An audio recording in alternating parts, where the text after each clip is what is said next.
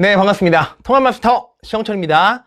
이제 오늘은 이제 강의가 아니라 여러분들이 여태까지 했던 그 질문들, 이런 것들에 대한 답변들을 좀 해드리려고 일종의 TCC 영상을 좀 찍고 있는 그런 과정입니다. 그러니까 조만간 이제 중간고사가 이제 거의 이제 눈앞에 왔고요. 여러분들이 이제 저한테 여태까지 해줬던 질문들을 제가 쭉 한번 봤는데요.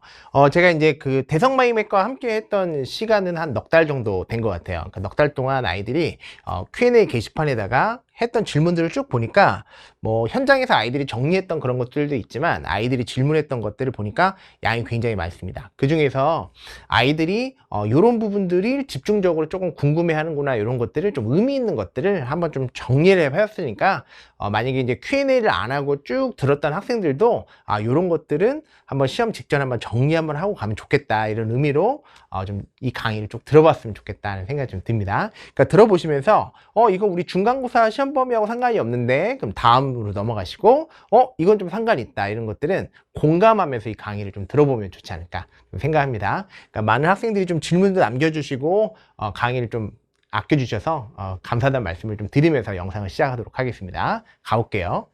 자, 1번부터 일단은 뭐 이렇게 뭐 라디오 사연 소개하듯이 제가 좀 설명을 해볼게요. 우리 최모 학생이 이제 질문했는데요. 헬륨 핵융합 반응이란 말이 있죠, 그죠? 이거는 헬륨이 핵융합한 건가요? 아니면 핵융합으로 헬륨을 만들었다는 건가요? 이런 질문들을 좀 하게 됐어요. 그러니까 일단은 중요한 얘기가 뭐냐면, 헬륨 핵융합 반응은 요 앞에 항상 주어가 빠져 있는 건데 무엇이라는 뜻이냐면, 헬륨이 핵융합했다, 이렇게 해석을 하셔야 됩니다. 그러니까 핵융합을 통해서 헬륨을 만들었다는 뜻이 아니라 헬륨이 핵융합했다, 그렇게 해석하시는 것이 맞고요. 무엇이 다른지는 이제 뒤에 또 질문이 있으니까 거기서 좀 설명을 좀 드릴게요. 다음. 자, 헬륨의 융합 반응이 일어나면 탄소와 산소가 만들어진다고 하는데 왜 산소까지 만들어지나요? 라는 질문들을 좀 하고요. 그러니까 요게 이제 만들어지는 얘기들을 식으로 한번 간단하게 좀 써보면 이제 이렇게 쓰죠. 자, 헬륨은 번호가 이제 2번이 되겠는데요. 그러니까 얘네들이 모이면 무엇을 만드냐면 탄소를 만들고요. 그러니까 탄소가 몇 번이냐면 이제 6번이에요. 그러니까 이런 애들이 모여 핵이 이렇게 막 융합을 해가지고 모이면 무엇을 만드냐면 좀 더 무거운 탄소를 만들게 되는데, 그 중에서 이 탄소에서 끝난다라고 하는 책들도 있지만 이 비상교과서를 쓰는 교과서에서는 얘가 무엇까지 만든다고 하냐면 탄소까지 만든다라는 표현이 나와요. 탄소는 이제 8번인 건 아실 거예요. 그럼 이제 왜 산소까지 만드는지에 대한 그 질문을 아마 하시는 것 같아요. 그러니까 왜 그러냐라고 하면 얘가 이제 번호가 2번이에요. 그죠? 그럼 얘는 이제 6번이다. 자, 그러면 얘가 모여서 6번을 만드는데 그 중에서 일부가 헬륨 2번하고 그 다음에 6번인 탄소가 만나는 경우가 있어. 요렇게 융합을 해가지고 무엇을 만드냐면 8번에 해당하는 산소를 만들기도 합니다. 그러니까 요렇게 원래 여기서 이제 탄소를 만들고 끝난다고 표현하지만, 특히 학교에서 비상교과서를 이제 쓰고 있다면 거기에서는 이제 요거까지 만든다는 표현이 좀 자세히 나오죠. 그러니까 그 과정에 대한 얘기들을 좀 설명하면 제가 요렇게 설명을 좀 드렸습니다. 자, 그 과정에서 이런 걸 우리가 무엇이라 부르냐면 헬륨이 융합되는 거니까 이런 걸 헬륨 핵융합 반응, 이렇게 부르는 거고요. 자, 밑에 같은 경우는 탄소끼리 만난 것이 아니기 때문에 이런 경우는 탄소 핵융합 반응이라고 부르지는 않아요. 아마 거기까지 들어가지는 않겠지만 무슨 핵융합 반응이란 말을 하려면 그것끼리 핵융합을 해야 됩니다.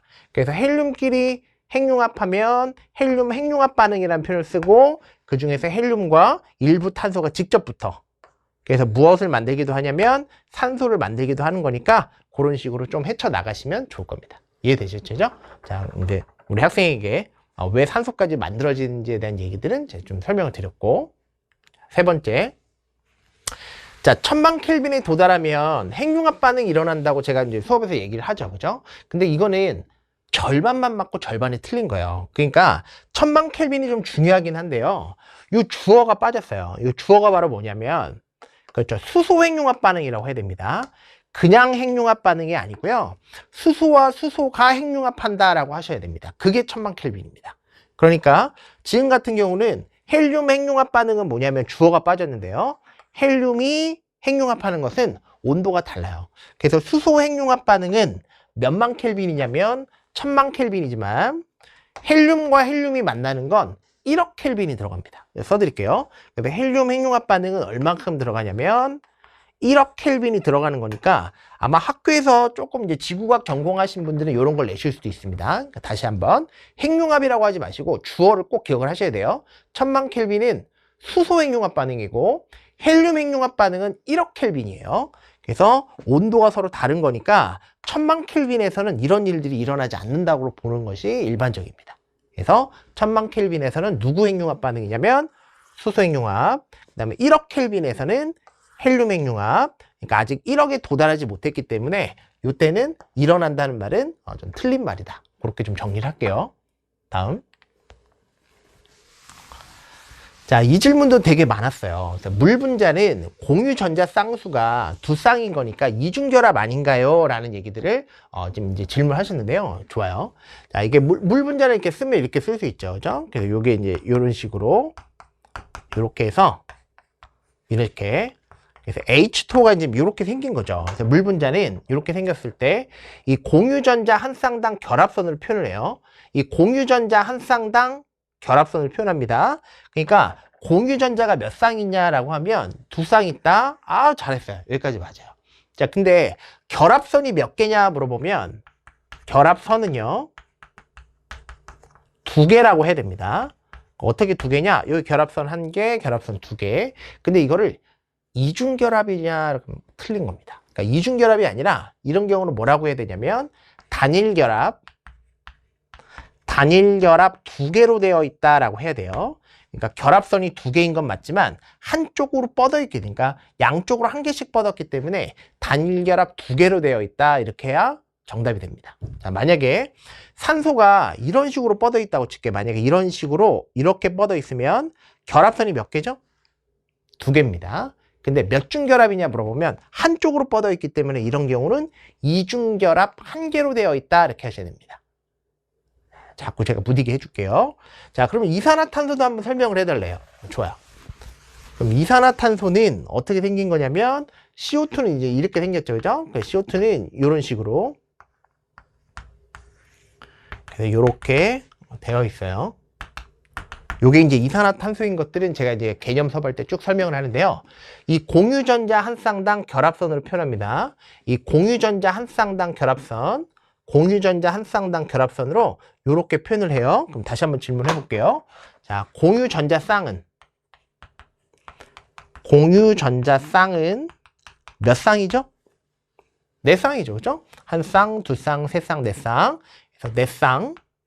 뭐 4개라고 해도 상관없어요. 자, 요거는 이제 조금 상관은 없는 얘기인데 좀 설명을 좀 드리면 이 공유전자를 쌍으로 물어봤기 때문에 이거를 4쌍이라고 해도 정답이 되는 거고요. 4개라고 하셔도 정답이 됩니다. 8개라고 하면 난리 납니다. 그러니까 공유전자 쌍이 몇 개냐 물어보면 1개, 2개, 3개, 4개. 한 쌍, 두 쌍, 세 쌍, 네 쌍. 다 같은 말인 거니까 좀 조심하시고 어쨌든 간에 이렇게 얘기를 하는데 그럼 이제 물어보겠죠. 결합선이 몇 개야? 이렇게 물어봐. 그래서 결합선은 저 짝대기의 숫자를 얘기해요. 결합선 1개, 2개, 3개, 4개. 그것도 맞아요. 4개. 여기까지 맞고요. 자, 그러면 이게 몇 중결합이냐라고 물어보면 이런 경우는 이렇게 읽어야 돼요. 자, 이중결합과 이중결합, 그래서 이중결합 두 개로 되어 있다 이렇게 설명을 하셔야 됩니다. 다시 한번. 그래서 이런 경우는 이중결합 두 개로 되어 있다라고 하시면 돼요. 좋아. 근데 애들이 이른다? 사중결합 아니에요? 아닙니다. 그러니까 사중결합은 어떻게 돼야 사중결합이냐면 어떤 원소와 어떤 원소가 이렇게 되어 있어야 사중결합이에요. 이건 사중결합 아니고 이중결합 두 개로 되어 있다 이렇게 해야 정확한 설명이 돼요. 좋습니다. 다시 한번 좀 정리를 해볼게요. 자, 물 분자는 공유전자가 두 쌍이다 이 말은 맞지만 양쪽으로 뻗어 있기 때문에 단일결합 두 개로 되어 있지 이중결합으로 되어 있다 틀렸습니다. 자, 이산화탄소 같은 경우는 공유전자가 네 쌍이다. 이건 맞아요. 자, 결합선이 4개냐? 1개, 2개, 3개, 4개. 이것도 맞아요. 하지만 얘를 갖다가 사중결합이라고 하면 안 되고요. 이런 경우는 이중결합 두 개로 되어 있다라고 해야 정답이 됩니다. 학생들이 질문했기 때문에 어디에 사시는지 모르지만 우리 차모 학생이 이런 질문해서 좀 답변을 드렸습니다. 아주 의미 있는 질문들만 제가 쭉 설명을 드리고 있어요. 다음. 자, 이 경우도 아마 학교에서 가르쳤을 것 같은 생각이 좀 들고요. 그다음 요 얘기를 제가 개념 수업할 때는 좀 하죠. 그러니까 염화암모늄이라는 걸 좀 이제 가르치실 수도 있는데요. 염화암모늄을 일단 식으로 쓸 줄 알아야 돼. 그러니까 염화암모늄을 어떻게 쓸 수 있냐면 NH4Cl 이렇게 써요. 그래서 염화 암모늄 이렇게 있는데, 자, 이런 경우는 여기가 플러스 1가고요. 이 통으로 여기가 통으로 마이너스 1가를 띄는데, 이런 경우는 모두 비금속으로 되어 있죠. 거기까지 맞아요. 그런데 이온결합이냐라고 물어보면 그것도 맞아요. 그러니까 원래 이온결합이라고 하는 것은 금속과 비금속으로 되어 있어야 이온결합이에요. 하지만 예외입니다, 이게. 그래서 이런 경우는 모두 비금속들로만 되어 있지만 이렇게 이온결합인 이온결합 물질인 거니까 이것도 의식적으로 조금 기억을 해주시면 좋아요. 예외이기 때문에 그렇습니다. 근데 그냥 외워가면 사실은 안 되고요. 그러니까 얘가 태생이 어디서 왔냐라고 물어보면 이 경우가 이 NH4H라고 하는 염기성 물질과 HCl이라고 하는 산성 물질에서 온 거예요. 그러니까 여기가 플러스 1가와 마이너스 1가, 플러스 1가와 마이너스 1가가 사실은 산과 염기가 중화 반응에서 만들어진 찌꺼기예요. 그러니까 파트너를 바꾸고 파트너를 이렇게 바꾸면 이 경우에서 무엇이 만들어진 거냐면 이렇게 중화 반응에 의해서 만들어진 고염이라고 부르거든요. 중화 반응의 어떤 결과물이기 때문에 이런 경우는 당연히 염기에서 OH가 떨어졌고 산에서 H 플러스가 떨어졌기 때문에 그 찌꺼기들도 이온으로 돼 있을 수밖에 없거든요. 그래서 이온들 간의 결합인 거니까 요건 이온 결합이라고 보시는 것이 맞습니다. 좋아요. 그래서 다시 한번 좀 정리를 해보면 염화암모늄을 일단 식으로 좀 쓸 줄 아셔야 되겠고요. 일반적으로 이온 결합 물질은 금속과 비금속 간의 결합이지만 예외적으로 비금속들로만 되어 있는 이온 결합이냐? 맞습니다. 요거 나오면 사실 화학 1에 나오는 개념인데 만약에 이제 전공자가 가르치시면 이 부분을 내실 수 있으니까 좀 정리하고 가시는 게 좋고. 자, 스펙트럼에 대한 얘기예요. 그러니까 태양의 스펙트럼은 흡수인가요? 연속인가요? 이렇게 하는데 학교마다 좀 가르치는 내용이 내가 다른 걸로 알고 있습니다. 이 파트가. 그래서 좀 정확하게 설명을 드리면, 그러니까 문제집에 이제 나오는 건 다 요 개념이죠. 그죠? 태양을 스펙트럼으로 찍어보면 흡수 스펙트럼이 찍혀요. 그런데 아마 학교에서 이렇게 가르치실 거예요. 태양을 그려볼게. 태양이 이렇게 있잖아. 그럼 태양빛이 이렇게 쭉 들어와요. 그러면 이걸 갖다가 스펙트럼으로 찍잖아? 이렇게 스펙트럼으로 찍으면 이 태양빛 자체는요, 연속이에요. 태양빛 자체는 연속적 스펙트럼이지만 이게 지구로 오는 과정에 그 길목에 원소들이 무조건 있거든요. 누구와 누가 있냐면 이 자리에 수소가 있고 이 자리에 헬륨이 있어요. 그래서 수소와 헬륨에 있는 전자가 특정 에너지를 쭉 빨아먹어요. 흡수를 한다는 뜻이야. 그러니까 그 길목에 있는 수소와 헬륨에 의해서 어느 부분이 되냐면 이런 부분이 이렇게 검은 색깔 선으로 나타날 수밖에 없어요.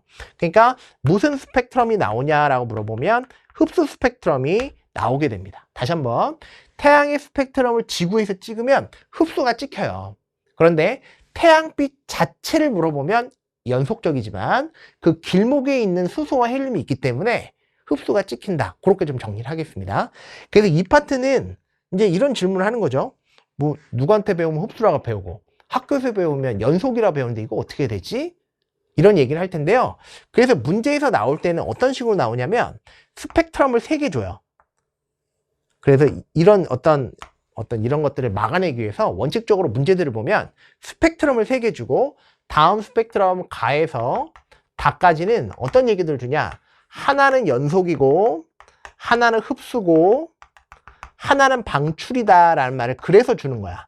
그래서 1대1 대응이 되게끔 설정을 딱 해놓고 시작하는 거기 때문에 만약에 설정을 할 때 만약에 태양의 스펙트럼이 흡수다. 일반적으로 흡수로 푸시는 거고요. 태양빛 자체는 연속이다 라고 좀 제가 좀 깔끔하게 정리를 하겠습니다. 아셨죠?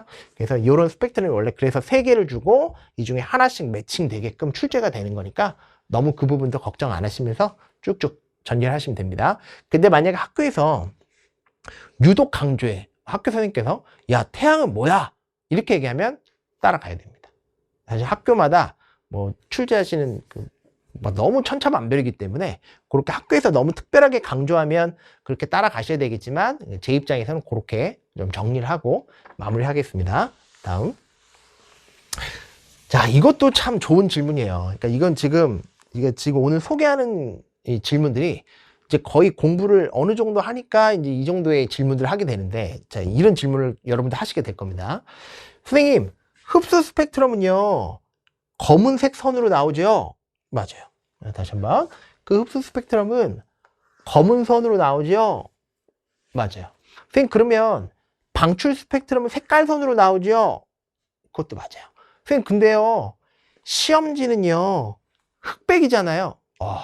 나 무릎 쳤어. 그러니까, 선생님, 색깔, 뭐, 빨간색, 초록색, 파란색 선으로 나와야 되는데, 근데 결과적으로 시험지는 흑백이잖아요. 그럼 시험이 안 나와요? 정말 충격적인 질문입니다. 아주 좋은 질문인데. 그래서 이 경우는 어떻게 나오냐면, 체크. 결론부터 얘기하면 시험에 나옵니다. 그럼 어떻게 색깔선이 구현되냐면, 밑줄 그어볼게. 흡수 스펙트럼은요, 검은색 선으로 나오고요. 이 경우는 색깔선을 구현할 수 없기 때문에 검은색 바탕으로 나와요. 그러니까 시험지가 흑백이라서 그렇습니다. 그래서 다시 한번 검은 것에 너무 현혹되시면 안 되고요. 얘는 검은색 선이고요. 얘는 색깔선을 낼 수 없기 때문에 검은색 바탕으로 나옵니다. 그러니까 그런 것들을 조금 의식적으로 조심하면서 문제 푸세요. 알겠죠? 그러니까 무조건 검다고 막 딱 바로 흡수로 막 행하면 안 된다. 검은색 선은 흡수고 검은색 바탕은 방출이다. 그런 것들을 좀 우리 강모 학생 결국 안 나오나요? 나옵니다. 그렇게 좀 정리를 할게요. 다음.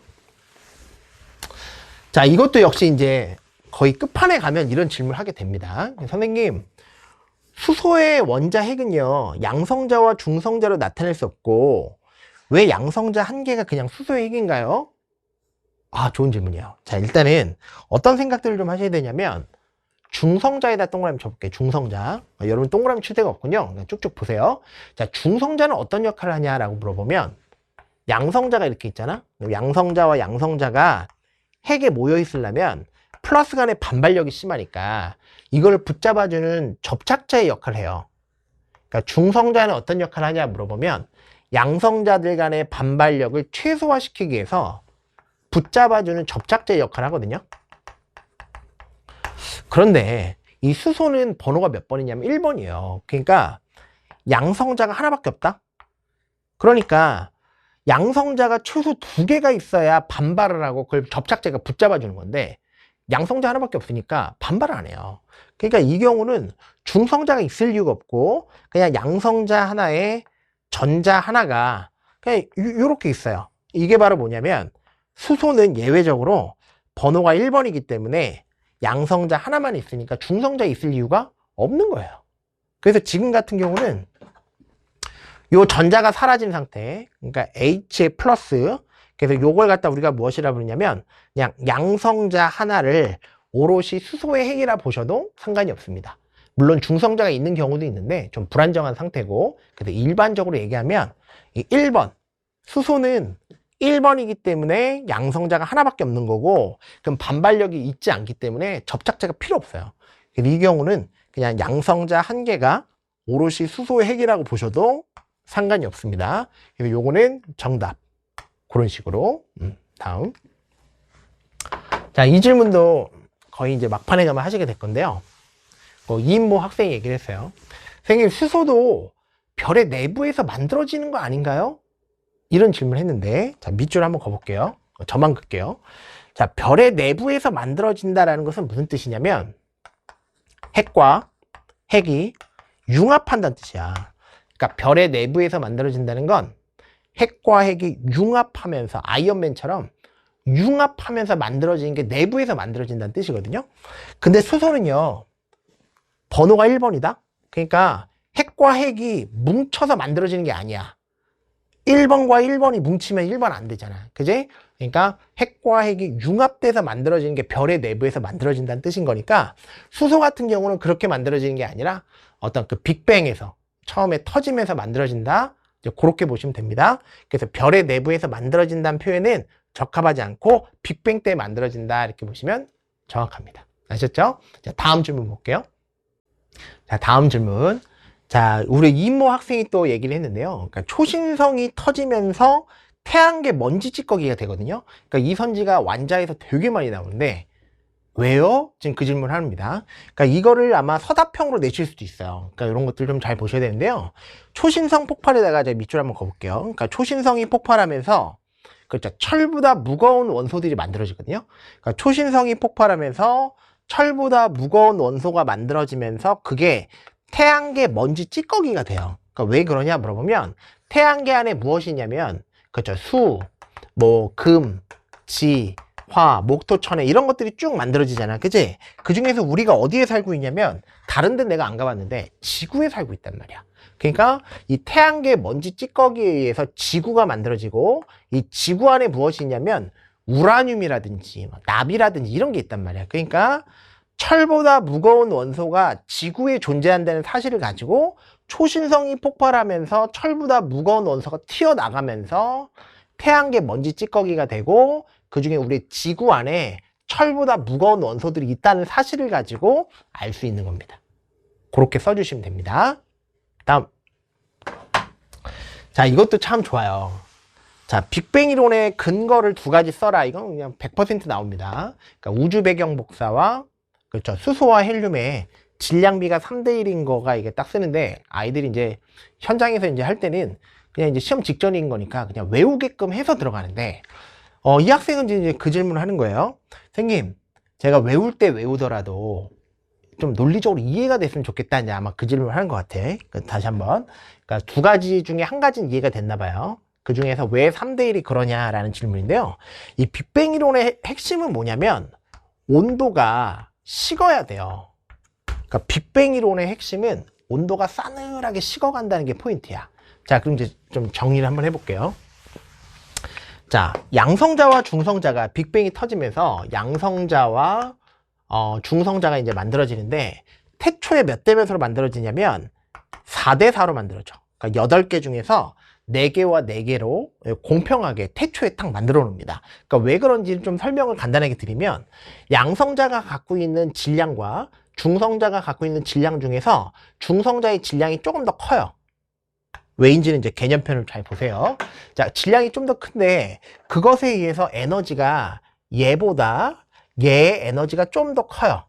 그래서 질량에다 빛의 속도를 제곱하면 에너지 관계가 되기 때문에 질량이 중성자가 좀 더 크면서 에너지도 좀 더 불안정하거든요. 그러면 이 처음에는 엄청나게 이게 빅뱅 초기엔 뜨거우니까 올라가기도 하고 에너지가 내려가기도 해요. 그러니까 상위 호환이 됩니다. 그러니까 서로가 호환이 되니까 4대 4로 공평하게 양성자와 중성자의 개수가 쫙 맞춰져요. 그런데 빅뱅 이론에 따르면 시간이 지남에 따라 온도가 서늘하게 식어갑니다. 그러니까 온도가 식어가니까 어떤 일이 생기냐면 자, 물이 높은 데서 낮은 데로 가는 것은 가능하지만 기어 올라가는 것이 힘들어요. 그러니까 온도가 뜨거울 때는 서로 호환이 되지만 온도가 식어감에 따라 이렇게 에너지가 떨어지는 것은 가능한데 기어서 올라가는 것이 좀 힘들어지는 상황이 옵니다. 그러니까 원래 4대 4였는데 이쪽이 좀 더 많아지면서 몇 대 몇이 되는 거냐면 요 양성자와 중성자의 개수비가 7대 1이 돼요. 여기서부터 교과서에 실려 있어요. 여기부터. 그러니까 사실 요렇게 넘어가는 것이 온도가 식었기 때문에 넘어가는 건데 요 교과서에 없다고. 그러니까 요 부분이 딱 있으니까 아이들이 이제 저런 질문을 하는 겁니다. 그래서 온도가 뜨거울 때는 상위 호환이 되지만 온도가 식어감에 따라 에너지가 작아지는 것이 훨씬 더 가능하니까 7대 1이 돼요. 그럼 7대 1을 우리가 무엇이라 쓸 수 있느냐면 14대 2라고 쓰셔도 되고요. 이 14대 1을 12 더하기 2라고 써도 상관이 없죠. 그죠? 그럼 양성자 2개와 중성자 2개가 서로 독행이 일어나요. 얘와 얘가 이렇게 일어나면서 무엇을 만들게 되냐면 헬륨 핵을 만들어. 헬륨은 2번이 되면서 질량수는 얼마를 갖냐면 질량수 4를 갖습니다. 자, 그래서 요거는 아까 좀 말씀드렸지만 양성자 1개가 수소의 핵이 되거든요. 그래서 수소는 원자번호 1번이 되고 질량수도 1이 돼요. 그래서 수소와 헬륨이 개수비가 몇 대 몇이 되냐면 12대 요게 뭉쳐서 하나가 되거든. 뭉쳐서 헬륨 하나가 되는 거니까 12대 1이 돼요. 그래서 요 12대 1은 무엇이 되냐면 수소와 헬륨 핵의 개수비입니다. 개수비. 자, 그러면 얘를 질량으로 바꾸고 싶어. 질량비로 바꾸면 한 명당의 몸무게가 필요하겠죠. 그죠? 그러니까 얘는 12명과 1명이라면 질량으로 바꿔주려면 한 명당 몸무게로 곱해줘야 돼. 한 명당 몸무게를 얘하고 곱해주면 질량으로 변환이 됩니다. 그러니까 여기가 얼마 되냐면 12가 될 거고요. 4하고 1을 갖다 곱하면 4가 되면서 질량비가 3대1이 되죠. 질량비 3대1. 그래서 밑줄. 그래서 질량비가 3대1이다 라는 것은 우리가 무엇을 갖다 알 수 있냐면 얘를 과거로 쭉 가보면 얘가 7대1이었고요. 7대1은 예전에 4대4에서 온 거기 때문에 온도가 싸늘하게 식었기 때문에 이렇게 넘어가서 여기서부터 교과서에 실려 있는 겁니다. 그러니까 빅뱅에서 질량비가 3대1이 왜 됐냐라고 물어보면 온도가 식어감에 따라 이렇게 변화돼서 간 거니까 빅뱅 이론의 핵심은 온도가 식은 거거든요. 그래서 그 근거가 된다라는 거 좀 체크를 하셔야 됩니다. 빨간 펜. 자, 요게 20점짜리예요. 제가 매년 냈었는데요. 요거 부분 점수 5점씩 깎아요. 그러니까 어디서부터 교과서에 실려 있는 거냐면 여기서부터 체크. 그래서 양성자와 중성자는 7대1의 개수비. 자, 그걸 이렇게 14대1을 쓰고요. 요거는 수소와 헬륨액의 개수비입니다.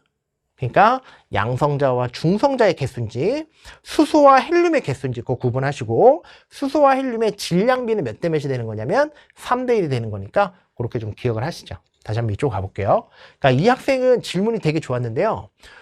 수소와 헬륨의 뭐 비율이라고 안 주고 정확하게 질량비라고 줬어요. 질량비가 3대1인 것을 이미 외운 것 같아. 근데 내가 이유 좀 알고 외우고 싶다라는 지금 질문인 거니까 그렇게 좀 제가 서술을 쭉 해봤습니다. 그렇게 꼭 잘 써주시고, 우리 양모 학생 감사합니다. 다음. 자, 이제 기본량에 대한 아이들이 질문들이 많았어요. 네, 기본량은 우리가 무엇인지 알죠? 식일질 온전한 광물, 이렇게 제가 풀어라 그랬죠. 그죠? 식일질 온전한 광물, 이렇게 해서 7개 있다 그랬죠. 그죠? 그래서 식일질 온전한 광물인데, 그 중에서 이 온도 때문에 아이들이 질문을 되게 많이 하거든요. 그러니까 온도의 기본 단위가 뭐냐면, 이 기본량의 기본적 단위가 뭐냐면 이 켈빈이에요. 켈빈. 그러니까 도시를 사실은 쓰지는 않죠. 그러니까 우리가 일상적으로 쓰는 거지 사실 기본량의 단위는 아니에요. 근데 이제 아이가 이제 질문하는 거는, 선생님 기본량을 가르치셨고요, 온도의 단위에 섭씨 온도도 포함될 수 있다고 하시는데요, 혼동이 옵니다. 좋아, 이제 잘 봐봐. 자, 보면 단위냐 물어보면, 온도의 단위냐 물어보면 단위는 맞죠. 근데 기본 단위냐 물어보면 조금 달라요. 그러니까 자, 기본 단위라는 건 뭐냐면 기본량의 단위란 뜻이야. 기본 단위라는 것은 기본량의 단위인데 너무 서로 다른 단위를 쓰면 안 되니까 SI에서 딱 규격을 만들어요. 그래서 SI 기본 단위라는 게 있어. 그래서 SI 기본 단위에서는 온도의 단위를 켈빈을 쓰는데, 우리가 일반적인 단위로서 쓰지만 SI 기본 단위로서 쓰냐라고 물어보면 그건 틀려요. 그게 완자에 좀 강조해서 설명을 하고 있으니까 다시 한번 좀 정리해보면, 각각의 기본량에 해당하는 기본량 단위는 SI에서 딱 규격을 시켰어. 그러니까 이거 써라 딱딱 쓴단 말이야. 그치? 근데 지금 같은 경우는 도시는 학교에서는 어떤 단위로 쓸 수 있다고 아마 하셨을 수 있을 것 같긴 한데요, SI 기본 단위는 뭐냐 물어보면 켈빈으로 마킹을 하셔야 됩니다. 그러니까 이 파트는 아마 학교에서도 기준이 별로 없을 거예요. 왜냐면 저는 이제 뭐 완자도 풀어보고 개념 완성도 풀어보고 뭐 여러 가지 문제들을 풀어보는데 책마다 기준도 좀 다르고, 왜 그러냐면 여러분 교육과정에 처음 나왔기 때문에 아직 수능이나 평가원의 기출이 없어요. 그러니까 거기에서 기준을 잡아주면 알아서 기준이 딱 잡힐 텐데, 그것이 없기 때문에 학교마다 상황이 조금씩 다른 걸로, 저도 현장에서 수업을 하고 있기 때문에 학교에서마다 상황이 다 가르치는 거 다르다는 걸 제가 알고 있어요. 그러니까 학교에서 가르쳐 주신 대로 푸시는 것이 일단 내신에서는 중요하고요, 그 평가원에서 이제 문제가 몇 번 나오면 기준이 딱 잡힐 거니까 너무 걱정하지 마시고, 근데 제 입장에서는 딱 기준을 잡아줘야 되는 거니까, 그래서 온도의 SI 기본적 단위는 켈빈으로 마킹을 하셔야 되는 거, 그런 것들만 제가 좀 정리를 하고, 학교에서 워낙 강조하고 있다면 부담 없이 가르쳐 주시는 데 푸는 것이 내신에선 포인트입니다. 아셨죠? 다음. 자, 우리 강모 학생이 또 물어봤어요. 최외각 전자수와 원자가 전자수는 다른가요? 다르죠. 다릅니다. 그럼 언제 다르냐라고 물어보면 18쪽에서 달라요. 18쪽. 그래서 18쪽은 뭐 헬륨이라든지 뭐 네온이라든지 아르곤이라는 거. 뭐 예를 들어서 요 세 가지가 이제 시험에 나오는 건데요. 얘는 번호가 2번이고 얘는 10번이고 얘는 18번이에요. 얘를 배치를 해보면 첫 번째 껍질에 전자가 2개 있고요. 그 다음 껍질에 전자가 8개가 있거든요. 그러니까 최외각 전자를 물어보면 가장 바깥쪽 껍질에 있는 전자가 몇 개냐? 8이에요. 하지만 원자가 전자가 몇 개냐 물어보면 빵개입니다. 그러니까 얘는 원래 원자의 가장자리에 있는 전자라는 뜻이지만 이걸 이제 문제 푸실 때는 가능할 가짜라고 외우세요. 자, 개념할 때도 여러 번 얘기했죠. 18쪽 같은 경우는 전자를 주지도 않고 받지도 않아. 그러니까 결합에 참여 가능한 전자는 없어요. 됐지, 그지? 이 경우는 최외각 전자를 읽으면 그냥 읽으면 돼. 8. 하지만 원자가 전자가 몇 개냐 물어보면 0. 그렇게 가야 됩니다. 한 번만 더 할게요. 자, 헬륨 같은 경우는 첫 번째 껍질에 전자가 2개가 있어요. 끝. 그러니까 최외각 전자가 몇 개냐? 2. 원자가 전자 몇 개냐? 빵. 그렇게 가야 됩니다. 자, 한 번만 더. 얘는 첫 번째 껍질에 2, 그 다음 껍질에 8, 그 다음 껍질에 8이에요. 그래서 최외각 전자를 물어보면 그냥 읽으면 돼요. 8. 하지만 원자가 전자를 물어보면 빵. 그렇게 좀 다른 겁니다. 그래서 다시 한번 좀 정리를 해보면 최외각 전자와 원자가 전자수는 어떠냐 물어보면 사실은 거의 비슷하죠. 완벽하게 다른 건 아니고 거의 비슷한데 이 둘이 서로 같을 때가 있고 이걸 엄격하게 구분해야 될 때가 있어요. 언제 그러냐면 18쪽. 18쪽에서는 최외각 전자수와 원자가 전자수는 다른 거예요. 하지만 언젠 같은 거냐? 그 외. 18쪽을 뺀 나머지는 그냥 똑같은 겁니다. 그렇게 놓고 푸셔도 됩니다.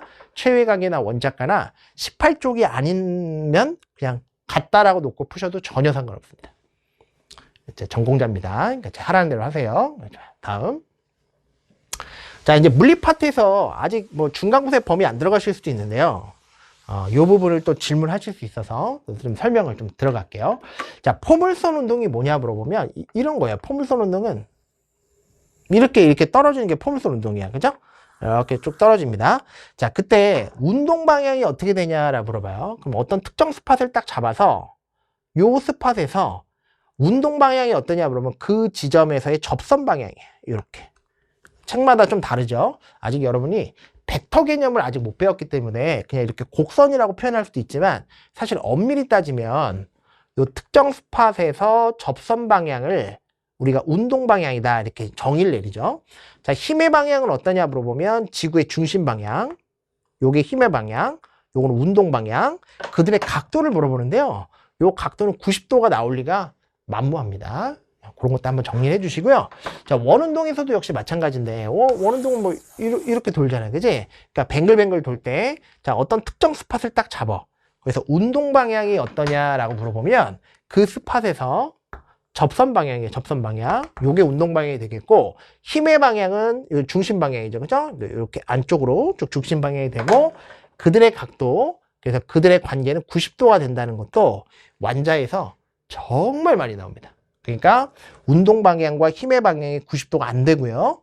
요건 90도가 되니까 그런 것들을 좀 의식적으로 조금 조심하셔야 됩니다.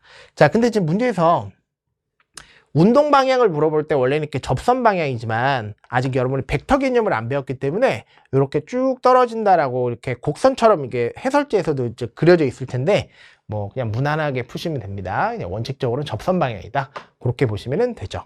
여기까지.